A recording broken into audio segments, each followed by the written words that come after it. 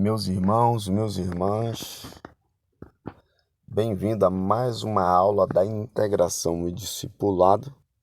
Essa aula que visa, né, essa aula em vídeo, ela visa as pessoas que não podem participar da aula. Muitas vezes eu também não posso, ministrar aula por causa de trabalho ou por outro motivo de viagem. Então nós estamos fazendo a aula em vídeo. Espero que você acompanhe, preste muita atenção. E apesar de ser uma aula onde nós gostaríamos de fazer, na presencial, ela é uma aula espiritual. Não podemos perder esse foco, nem perder essa visão. Estaria dando ela da mesma forma se eu estivesse presente, tá? Então considere-se eu presente de corpo e alma, espírito, aí com você no momento que você estiver ministrando, ou melhor, na hora que você estiver escutando, né?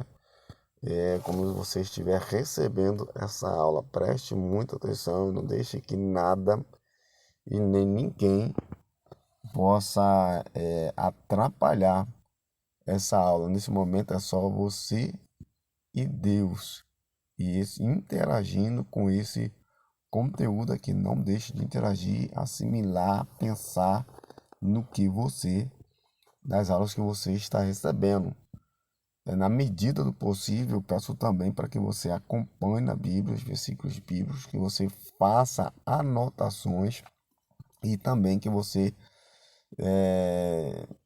para que também você possa retirar, quando nós estivermos presente, tratar também, tirar suas dúvidas, tá? Nós vamos dar sequência na aula sobre salvação. Primeira aula da integração e discipulado é sobre salvação, tá? Então, nós vamos para a parte número 2. Considere essa parte número 2 como uma aula bônus. Mas, Gerson, o que significa isso?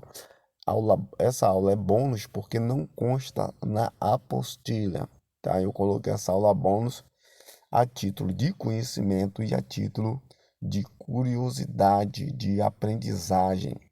Lembrando que a Bíblia, ela consta uma série, de pecados. E então, são muitos variados, muitas formas, que nós cometemos erros, que nós falhamos, aquela coisa toda. Então, nós não temos aqui, vamos citar aqui algumas séries de pecados, no caso, como eu me lembrei, dessa, dessa série de pecados que estão enumerados nas Escrituras, eu resolvi trazer a título de conhecimento e fazer alguma explanação que eu achei importante em cima, tá? De alguns conteúdos. Agora, não se resume os pecados que eu vou trazer aqui em série, não se resume aos pecados contidos nas Escrituras. Eu vou trazer também mais o que está narrados em sequências no Novo Testamento. Nós temos esse do capítulo 19, que é no Antigo Testamento, 18, no capítulo, ou melhor, Levítico 18, Levítico 19, existe no livro de Êxodo, existem vários, na enumeração de pecados no Antigo Testamento. Nós não vamos tratar disso, é apenas vamos tratar no Novo Testamento para termos um esclarecimento melhor sobre o pecado, tá certo? Então, nós vamos relembrar, que o pecado, o que significa a palavra pecado, onde se originou essa palavra, será que está escrito na Bíblia, no seu original? Será que foi escrito pecado? Será que foi? Então aí você que é aluno já vai ter esse conhecimento. Não está escrito pecado na Bíblia. Não existe essa palavra como nós falamos, como nós pronunciamos e muitas vezes no sentido que nós compreendemos, tá certo? Não existe. A Gerson, e como que foi ou como que está escrito essa palavra na Bíblia. A Bíblia Sagrada, ela foi escrita pelas principais línguas, pelo grego, pelo aramaico, também o hebraico e tem o latim, tá certo? Então, vamos lá, no latim está escrito peccatum, no latim peccatum, que significa peccatum no latim. Peccatum no latim significa tropeçar, cair, tá? Tropeçar, cair. Ou seja, veja que já tem um contexto, né, mais suave, tá? Do que a palavra pecado em si. Aí você vai para, no caso do grego, o grego significa hamatia, hamatia, que significa errar o alvo, mas o sentido, né, muito mais brando, muito mais suave para o que nós entendemos na língua portuguesa, tá certo? Brasileira, no caso. Aí você vai para o hebraico, se eu não estou enganado, significa alright, ou rich, alguma coisa assim, que significa errar, tá? Então, esses são os significados dentro do contexto bíblico da origem que foi escrito, tá? Então, não existe esse, assim, pecado, esse é o nome aportuguesado, tá certo? Ou seja, para o nosso português brasileiro, porque até o nosso português é muito diferente do português dos portugueses, né? Dos nossos colonizadores. Então, a palavra, essa palavra pecado, ela ficou estigmatizada, né? Traz uma conotação muito mais, ou tomou-se na medida da história, uma conotação muito mais pesada do que originalmente foi escrito, tá certo? Então nós podemos tropeçar, nós podemos cair, nós podemos errar o alvo, ou nós podemos errar de uma forma geral, como você, um erro, tá? Então, esse é o contexto do nome pecado, né? Onde consta lá na Bíblia, não, como eu falei, não consta na Bíblia, tá certo? Então, ele ficou estigmatizado. De certa forma, Deus, né, trazendo na sua origem, não quer que nós venhamos tropeçar, não quer que nós venhamos cair. Deus não quer que nós venhamos errar o alvo, ou Deus também não quer que nós venhamos cometer erros, tá certo? Então essa tradução, ela é muito importante, essa explicação, para que você, a aula, ela tem esse cunho, tá? De conhecimento. É muito importante que tenha conhecimento.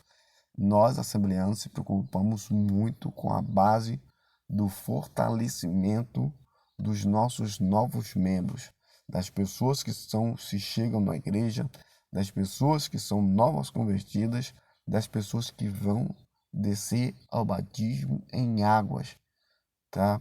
Trazendo também a parte do conhecimento, a parte da consciência, para que haja realmente uma transformação na vida daquelas pessoas e elas não errem, não por causa do medo, por causa das consequências, mas sabe, de uma forma por causa da religião, nada disso. Não, porque eu sei que o pecado me faz mal, porque eu sei que o errar traz prejuízo para as pessoas que eu amo, traz prejuízo para as pessoas próximas. Eu tenho esse potencial, eu tenho que reconhecer o potencial que eu tenho de errar e de acertar. E quando eu acerto, coisas boas, elas sucedem. E quando eu erro, quando eu acerto, coisas boas sucedem. E quando eu erro, eu prejudico a mim mesmo e muitas vezes, né, em grande parte das vezes também, o meu próximo. Então nós vamos entrar agora narrar essa sequência de pecados, como eu já falei, não está limitado, é só a título de conhecimento e trazendo ali alguns ensinos que são pertinentes, que são importantes, e tirando algumas dúvidas de algumas palavras que, né, que as pessoas ali não compreendem, não têm essa compreensão. Então vamos lá, para nós trazermos agora uma narrativa, uma série de pecados que está descrito nas Escrituras. Deus de toda injustiça, malícia, cobiça, maldade, cheios de inveja, homicídio, contenda, dolo, malignidade, sendo detritores, murmuradores, aborrecedores de Deus, injuriadores, soberbos, presunçosos, inventores de males, desobedientes aos pais, nércios, infiéis nos contratos, sem afeição natural, sem misericórdia. Não sabeis que os injustos não herdarão o reino de Deus? Não vos enganeis, nem os devassos, nem os idólatras, nem os adúlteros, nem os efeminados, nem os sodomitas, nem os ladrões, nem os avarentos, nem os bêbados, nem os maldizentes, nem os roubadores herdarão o reino de Deus.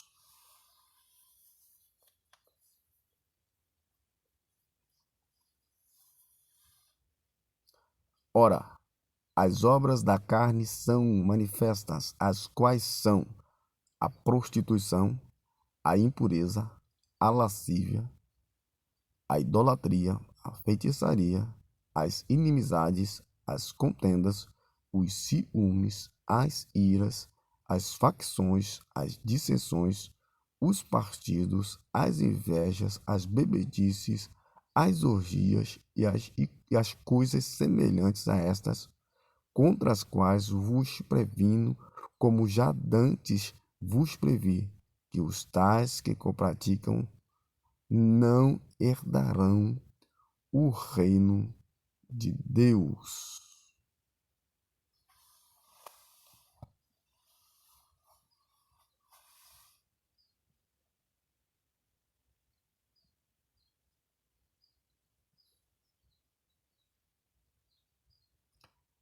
Mas quanto aos medrosos e aos incrédulos e aos abomináveis e aos homicidas e aos adúlteros e aos feiticeiros e aos idólatras e a todos os mentirosos, a sua parte será no lago que arde de fogo e enxofre, o que é a segunda morte. Ficarão de fora os cães, os feiticeiros, os adúlteros, os homicidas, os idólatras e todos que amam o que ama e pratica a mentira. Como eu já falei previamente que eu ia fazer um comentário, né? Nós não vamos comentar todos os aspectos, né? Todos, por exemplo, os pecados ou, né, os defeitos de uma pessoa que estão narrados aqui que podemos cometer. Não tem como, é muita coisa. Então nós vamos dentro de cada livro que nós citamos, nós vamos fazer um breve comentário e destacar somente um tema, um tópico, para não ficar muito longo, porque não tem como, é muita coisa mesmo.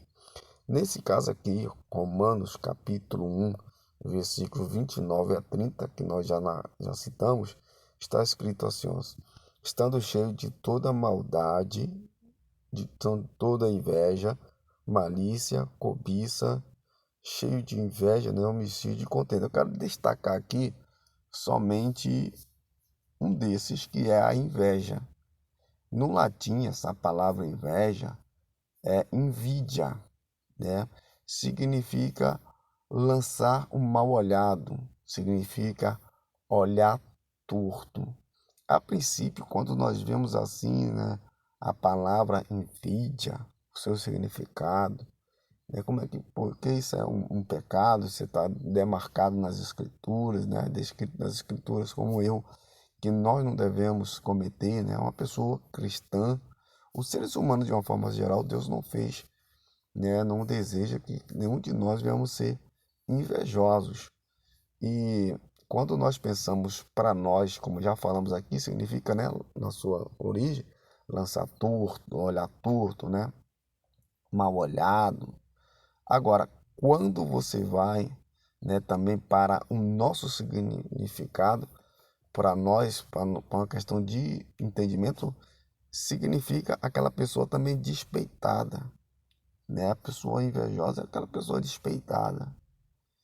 E por que que isso está demarcado na Bíblia? Porque a inveja, ela é um mal muito grande, ela causa males terríveis. Ela não é um mal, ela causa um mal muito grande. A pessoa, os seres humanos, ele, como eu já falei, ele tem um potencial tanto de fazer o bem quanto de fazer o mal.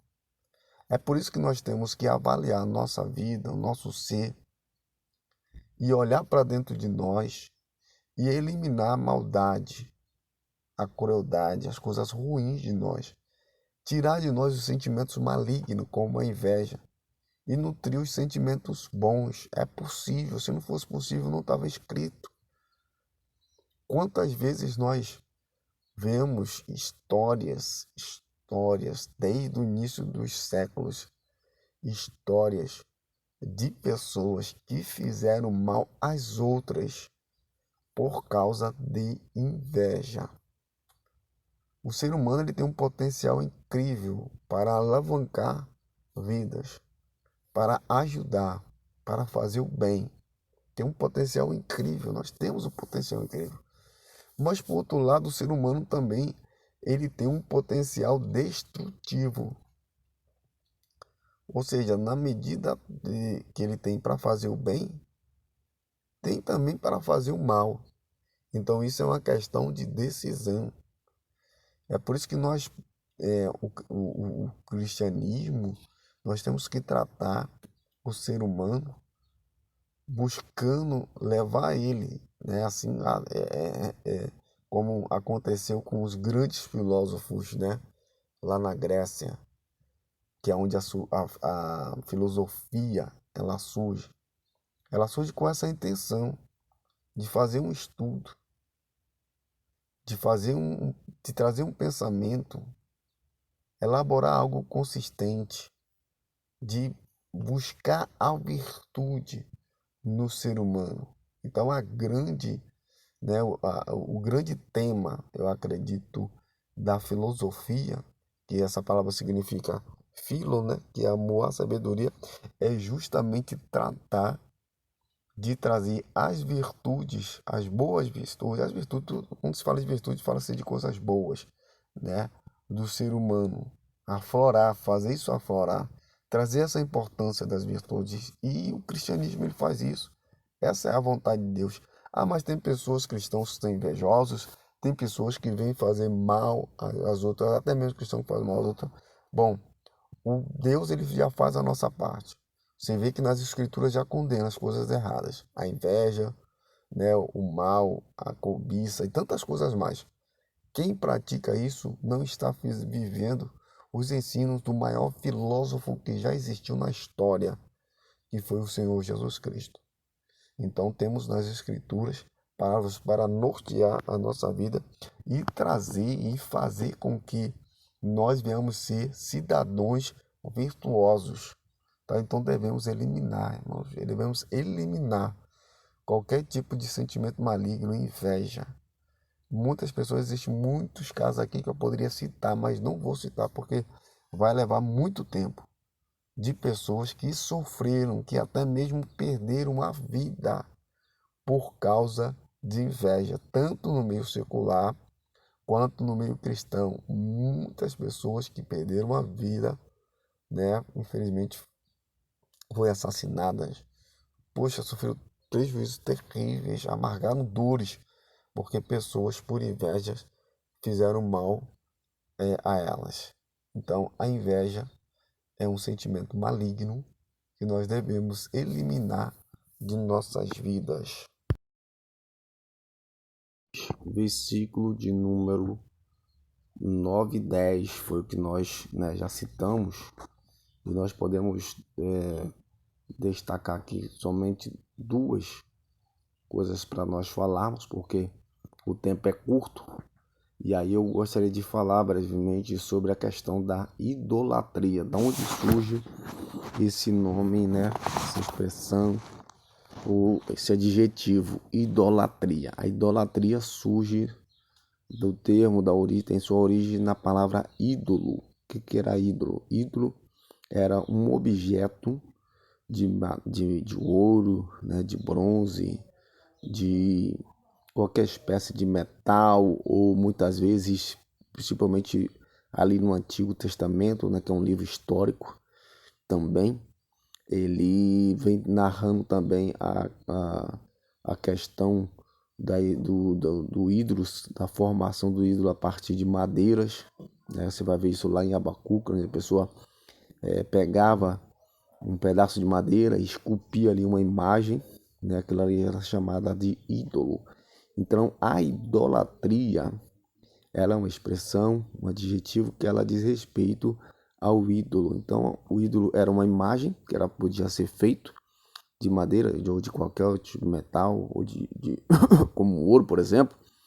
E a idolatria significa exatamente isso, você adorar, né? Você adorar, você venerar, você prestar culto a essas imagens de esculturas, essas imagens esculpidas, né? Essas imagens que são feitas, seja de metal, seja de barro, seja de ouro, seja de qualquer outra coisa, tá? Isso aí se chama idolatria.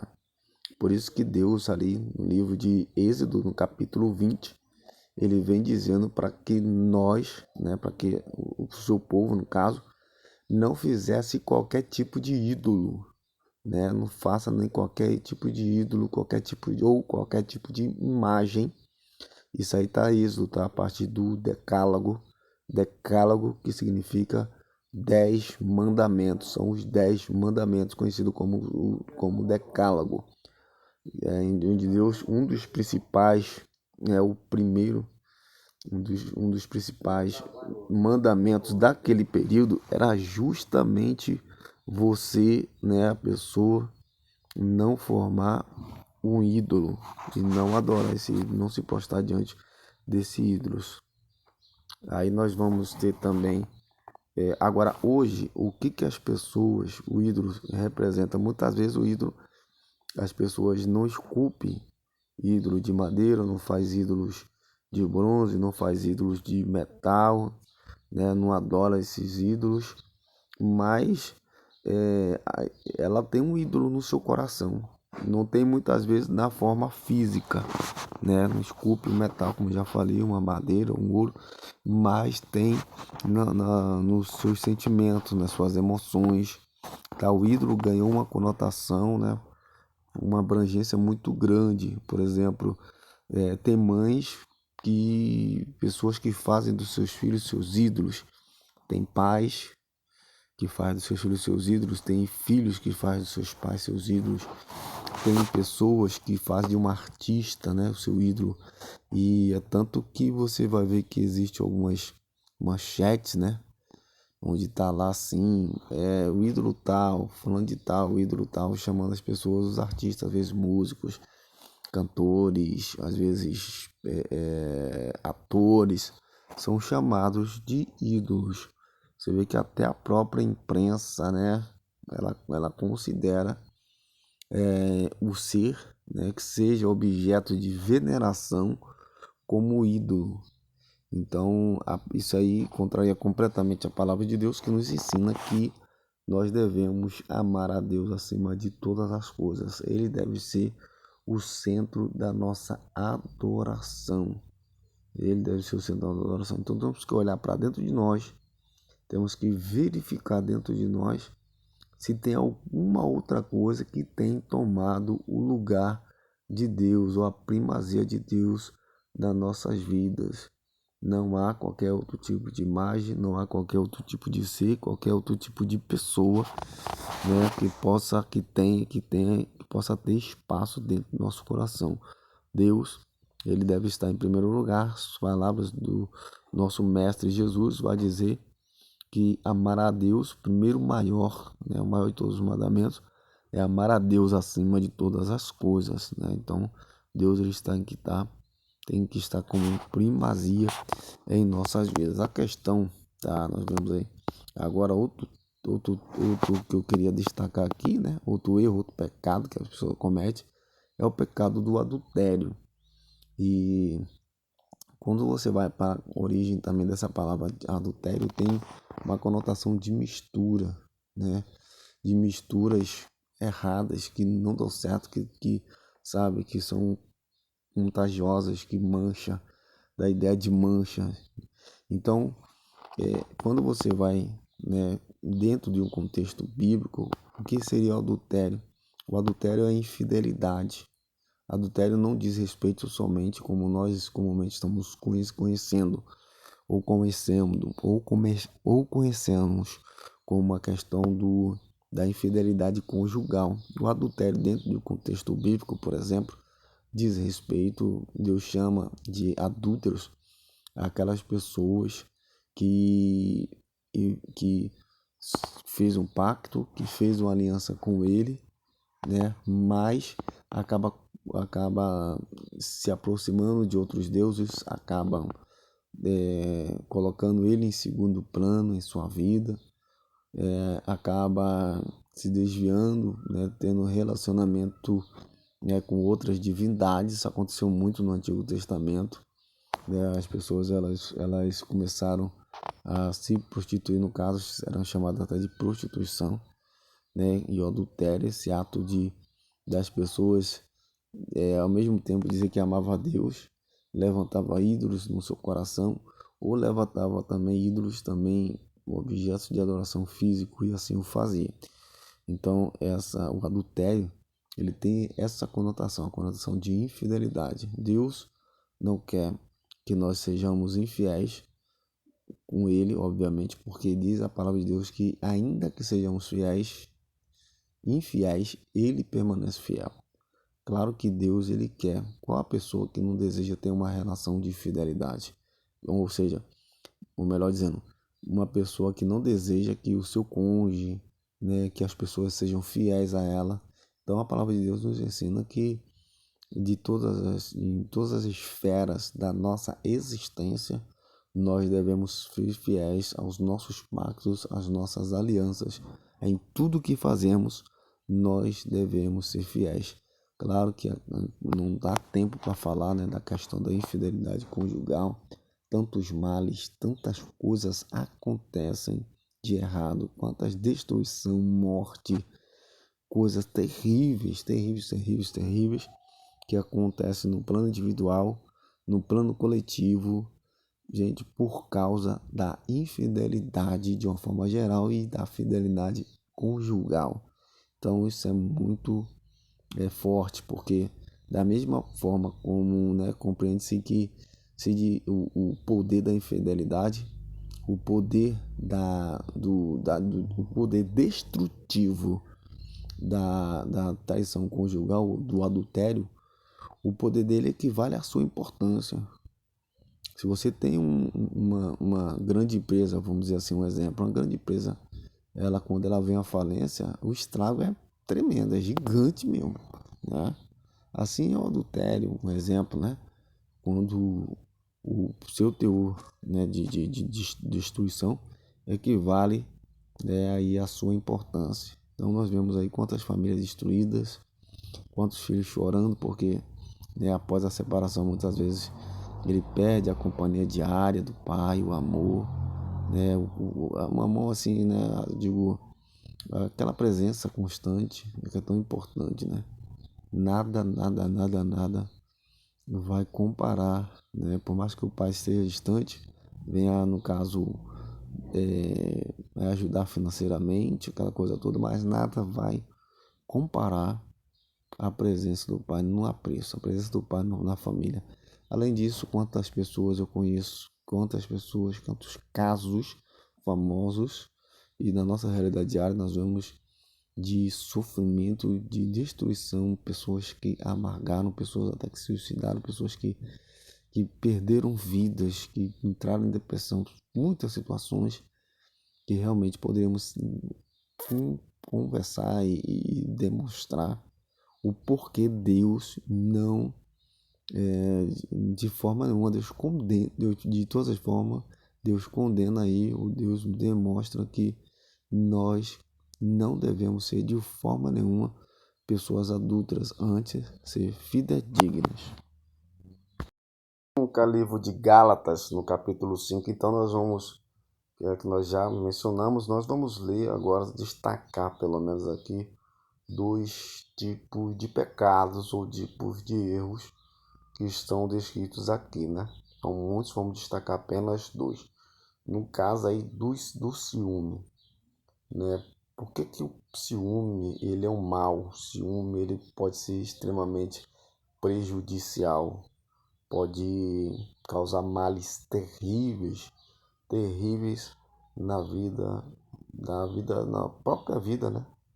A pessoa ciumenta ela pode causar danos a si mesma e também danos a outras pessoas, né? Quantas famílias foram destruídas, quantas mães acabaram, ou melhor dizendo, quantos filhos acabaram sem suas mães,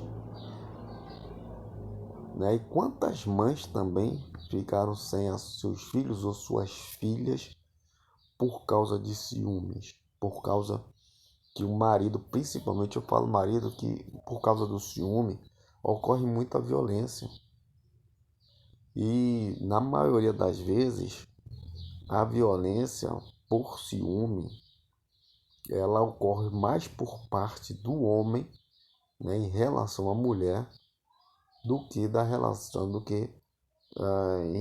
da relação da mulher com o homem. É mais fácil, nós vemos, é mais comumente encontramos homens que agridem suas mulheres, matam mulheres, suas esposas, namoradas, noiva, por causa de ciúme, né? Segundo o que nós vemos são os chamados crimes passionais, né? Então, é uma tragédia muito grande.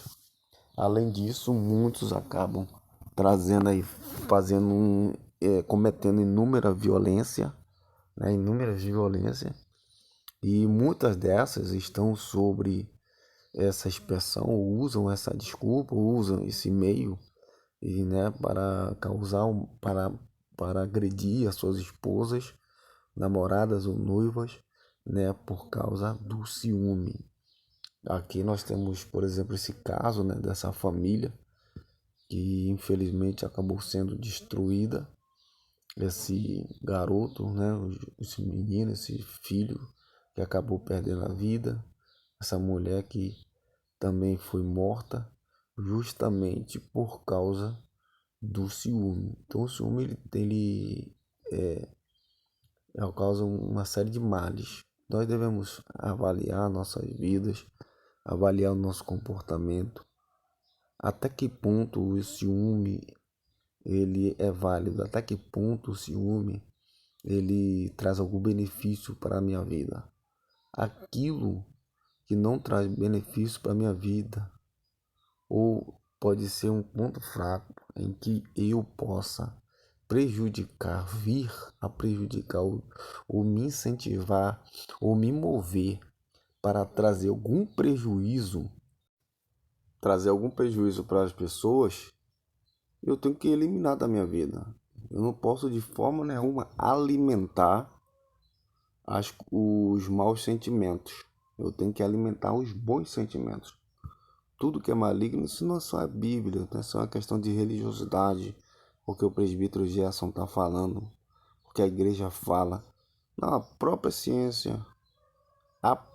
ciência hoje, na área da medicina, já comprovam que os bons sentimentos, eles dão saúde, enquanto os maus sentimentos eles te prejudicam a própria pessoa. O próprio prejuízo já começa na carne, já começa na pessoa. Várias doenças são de cunho emocional, de origem emocional. sentimentos malignos.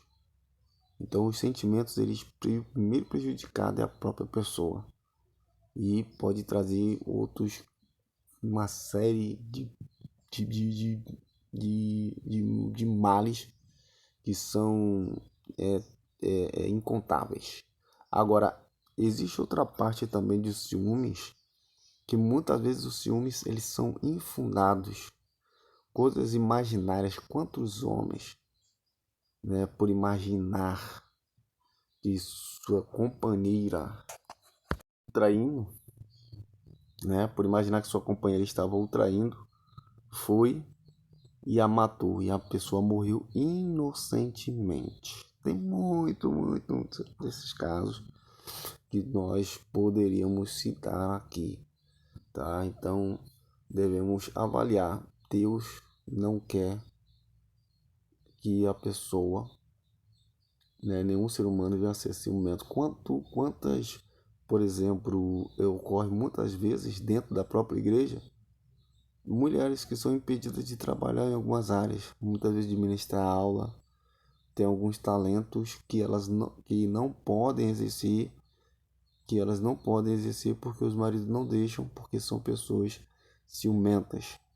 Quantos problemas ocorrem também dentro da igreja, porque o líder de jovens, muitas vezes a pessoa tem um perfil de liderança, mas não pode liderar um grupo de jovens, porque a noiva, porque a namorada, porque a esposa tem ciúme do caso do ciúme dos seus companheiros e companheiras. Então, é inúmeros e incontáveis, né, problemas que surgem aí por causa aí dessa questão do ciúme. Vamos destacar aqui em Apocalipse capítulo 21, no versículo 8. Vamos destacar aqui 2 pecados, 2 erros apenas. Primeiro nós vamos destacar aqui os erros quanto aos medrosos, né? Medo. Quanto aos medrosos. Em algumas tradições está falando tímidos, tá? E muitas pessoas confundem e não conseguem identificar isso, né? Fala, poxa, tímido, como assim? Por eu ser tímido eu não vou herdar o reino dos céus. Outras dizem, como assim? Por eu ser tímido ou por eu ser medroso, eu não vou obter a salvação. Quando nós vemos essa palavra, é preciso entendermos o seguinte: o período e o contexto histórico em que ela foi dita, para nós entendermos isso. Claro que, independente, no caso aqui, do contexto histórico, essa palavra, né, essa expressão, esse dito, é válido para os dias atuais e para os futuros. Quando você fala aqui, nesse contexto que ele está falando quanto aos medrosos, que eles não vão herdar a salvação, esses medrosos que está se tratando aqui são pessoas que negam o nome do Senhor Jesus, tá? São pessoas que negam o nome do Senhor Jesus.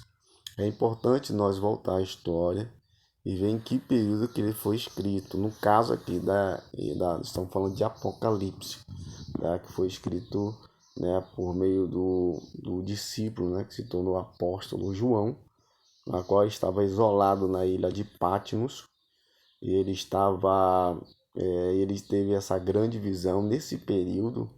Ele estava isolado, ou seja, ele estava nesse caso, no caso do apóstolo, ele foi preso justamente para ser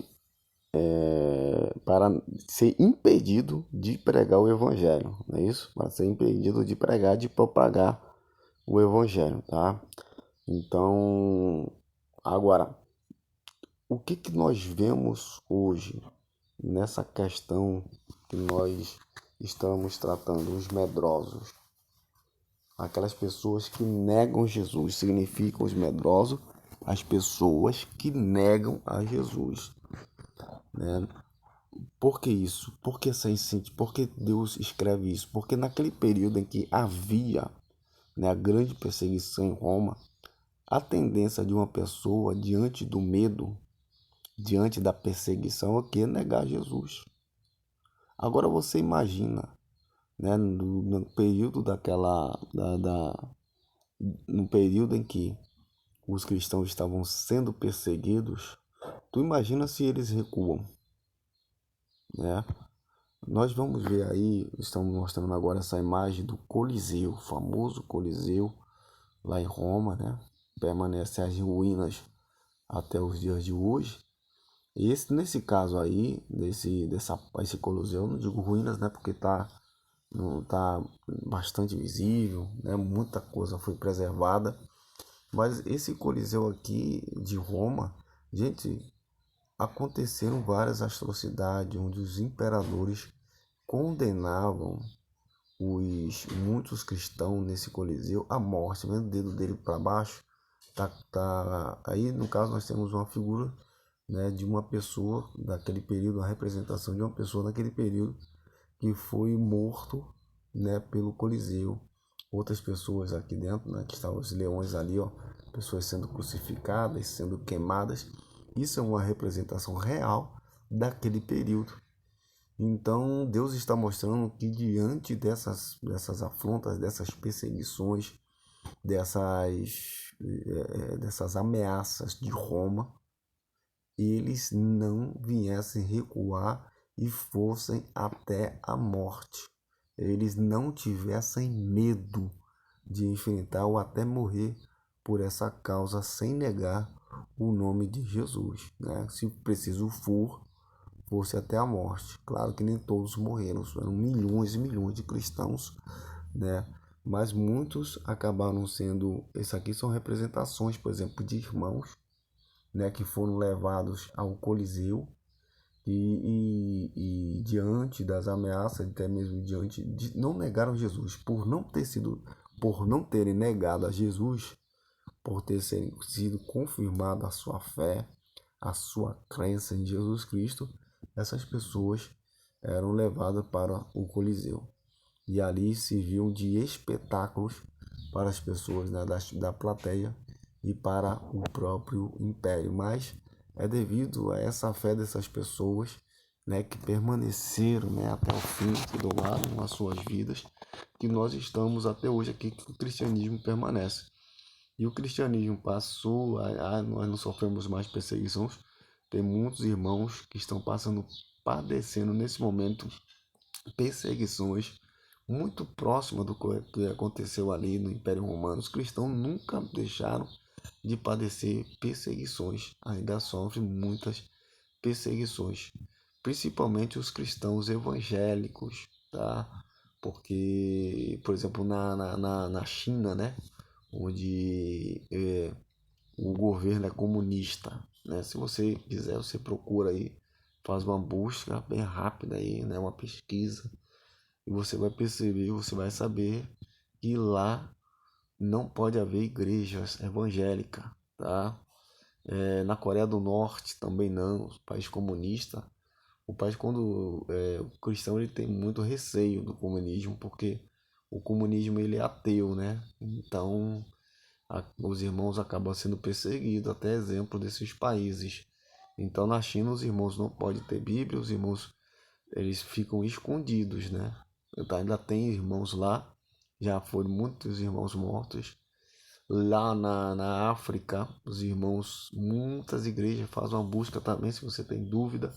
Muitos irmãos sendo perseguidos, sendo mortos, igrejas muitas vezes são incendiadas lotada de irmãos. Isso é um caso que está constantemente, principalmente no YouTube, no site de pesquisa aí você vai ver que existe ainda muita perseguição da Coreia do Norte, né, proibido. Então nós vemos que é uma perseguição muito grande ainda pelo mundo afora. Muitos irmãos são perseguidos, são mortos, outros sofrem mesmo até os dias atuais. Agora, hoje, no nosso mundo ocidental, né, onde não há essa perseguição assim, como que há, como é que as pessoas, né, os medrosos, acabam negando o nome de Jesus, muitas vezes por causa de emprego, muitas vezes por vergonha, em muitas situações as pessoas acabam negando o nome do Senhor Jesus. Outros já falam, né, abertamente, outros já se alegram, outros já, né? E eu particularmente amo ser cristão. As pessoas me conhecem, sabem que eu sou cristão. Né? O cristão ele tinha uma conotação muito antigamente, né? Aqui no Ocidente, por uma questão da palavra de Deus, muitas pessoas acharem, né, que nós éramos pessoas que discriminavam por exemplo, que discriminavam os homossexuais, que discriminavam a prostituta, não, os bêbados, etc e tal. Negativo. A gente tem ou pessoas de outra religião. Nós fomos, né, ensinados, nós compreendemos que nós devemos ser as melhores pessoas do mundo, tratar todos, independente da sua crença, independente da sua religião, independente da sua formação, todos nós temos que tratar com amor, com cuidado e com carinho. O amor ao próximo, ele é independente das questões, né, agora, claro, que é o pecado, né, por exemplo, o ladrão, o que furta, o que mata, o que comete tais coisas. Aí essas pessoas também, até mesmo essas pessoas, a gente tem que amar essas pessoas, trazer as pessoas, levar a palavra de Deus para essas pessoas, para que elas tenham, né, para que elas saibam qual o projeto de Deus para a vida dela. Aí é uma opção delas permanecerem ou não, independentemente delas permanecerem no pecado ou não, a gente, é, nós temos no caso, a gente é de saúde, né? Nós temos que ter amor por essas pessoas, tá? O amor para essas pessoas, o amor tem que estar acima de tudo, de todos os preconceitos. Então, meus irmãos, nós vamos entrar agora para a parte final, né, desse estudo. Apocalipse, capítulo de número 22, versículo 15, que vai dizer: ficarão de fora os cães, os feiticeiros, os adúlteros, os homicidas, os idólatras e tudo que ama e comete a mentira. Mais uma vez, repito, vamos tratar aqui somente de um aspecto, porque se tratar de todos realmente fica complicado, mas, ou melhor, leva um grande tempo. Mas nós vamos tratar aqui no caso dos cães. Ficarão de fora os cães. Ué, como é que pode isso? Ficarão de fora os cães. Isso aqui é uma expressão e uma representação, né? Simboliza muitas vezes, você vai compreender isso, isso aí vai de acordo com o contexto em que está sendo aplicado. No caso, por exemplo, Isaías 56, lá os pastores, os sacerdotes, os líderes eclesiásticos da época eram chamados de cães, porque eram pessoas perversas, pessoas que não estavam seguindo a lei, pessoas que não ensinavam a lei, pessoas que se aproveitavam do seu papel de liderança para usurpar o povo, menosprezavam o povo. Então essa expressão, os cães, né, elas têm inúmeras representações, inúmeros significados de acordo com o contexto que é aplicado. Por exemplo, aqui no caso, essa ficaram de fora os cães, a gente entende que essa expressão sintetiza uma série de pecados, de erros, né, ligado a esses aspectos também, né, de lideranças eclesiásticas malignas, perversas, pervertidas, que não, que não vivem de acordo com as escrituras e ensina as escrituras de uma forma deturpada, usa as escrituras para o seu benefício próprio. Então, a síntese de vários males de cunhos religiosos, de caráter social. Então, tem uma série de males. Então, esses cães, é impossível entender que na época em que, na história dos judeus, nós vemos que no livro de Levítico, no Pentateuco, lá está escrito que as pessoas não poderiam, né, se tocar em cadáveres. Então, por exemplo, naquele período, os cães, no caso, eles chegavam até a comer, né, cadáveres, tanto de animais quanto de pessoas, qualquer cadáveres, né, eram animais selvagens naquele período do Antigo Testamento. Então isso traz uma representação já milenar, que é desde a antiguidade, e que a Bíblia ela fez uso, no caso, ainda assim, no Novo Testamento, tá?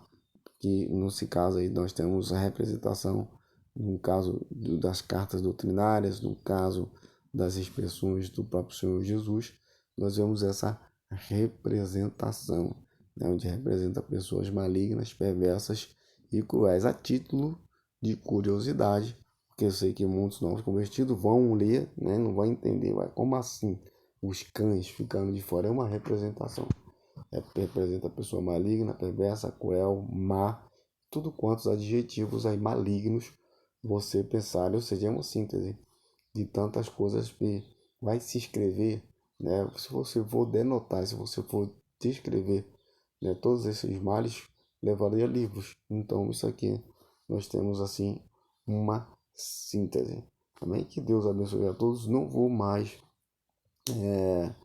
continuar, né, explorando mais os significados desses males que estão contidos, que foram enumerados, porque é muita coisa para a gente tratar, né, e se a gente for tratar, né, os males, né, no caso desses cães, nessas representações, né, os males que esses homens, que muitas vezes são chamados, são separados, né, no caso aí eu estou me referindo aos cães, uma referência aos líderes eclesiásticos que não cumprem seu papel, que não representam, que são chamados para representar a Deus, mas não representam a Deus.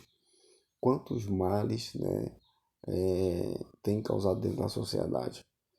Esses escândalos abalam a fé das pessoas, traz descrença, descredibilidade para o Evangelho. Mas nós devemos permanecer no centro da vontade de Deus, que nós, independentemente se a liderança pecar, se os erros que as pessoas cometem, se dizendo cristão, né, se são malignas ou não, o importante é a salvação, que a salvação ela é individual, tá? Meu relacionamento com Deus é individual, portanto a minha relação com Deus ela é individual e portanto a minha salvação ela também é individual. Muitos líderes, né, que se acham grandes, aquela coisa toda, né, acabaram entrando pelos seus caminhos perversos, se desviando do verdadeiro evangelho genuíno, e essas pessoas infelizmente estão perdidas.